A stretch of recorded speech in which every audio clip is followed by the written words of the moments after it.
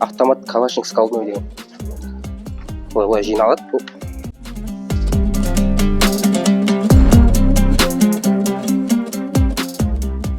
Жалпы бұның калибрі магазин ожаттар 30 оққа дейін сыйымдылығы. Калибрі 5.45. 1000 метр қашықтыққа дейін ату қашықтығы.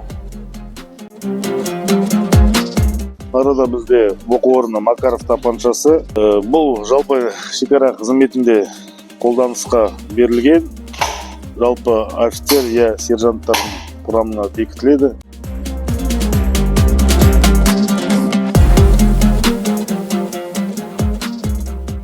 Жалпы осы құрылғыларды біздің шекара қызметінде арнайы құрылғылар деп айтады. Алдарыңызда көрсетіп тұрғаны сигналдық тапанша. Мемлекет шекараның бұзушыны ұстаған кезде, егер әскери қызметшінің еркіне көнбей жатқан жағдайда біз осыны қол кісенді пайдаланамыз.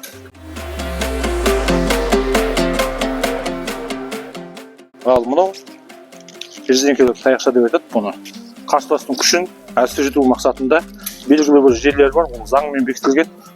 Осымен ұру арқылы біздер қарсыластың күшін әлсіретеміз. Мынау каска, қазақша дулыға, мынау бронежилет.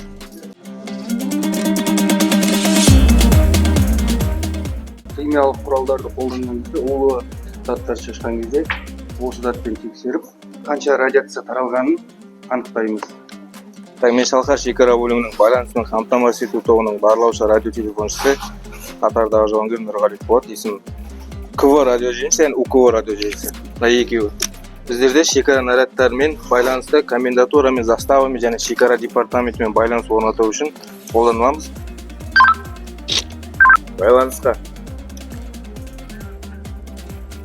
Әрбір әскери қызметшінің жеке заттары болып табылады. Әрбір әскери қызметшінің барлығын осы жерде басшыдан бастап барлық жеке құрамға бір-бірден каждыйына жекелендіріп беріледі бұл.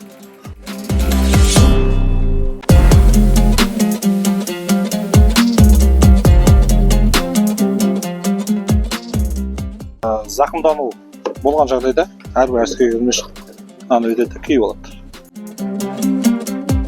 Мынау автокөлік жақ деген әскери көлік. Ол тездетілген мемлекет шекарасын бұзған қылмыскерлерді қууға немесе барлау жұмыстарына пайдаланады. Негізгі көліктердің көбісі КАМАЗ 43-26 маркалы 30 адамға дейін әскери қызметші немесе келісімшарттағы солдаттарға дейін тасиды. Ол болмаса жүкке дейін тасиды. Жүкті тасу қамтамасыз етіледі.